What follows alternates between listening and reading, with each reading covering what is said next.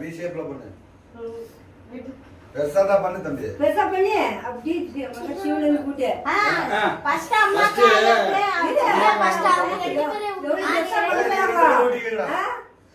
இவன் வெட்ட மாட்டான் இன்னைக்கு.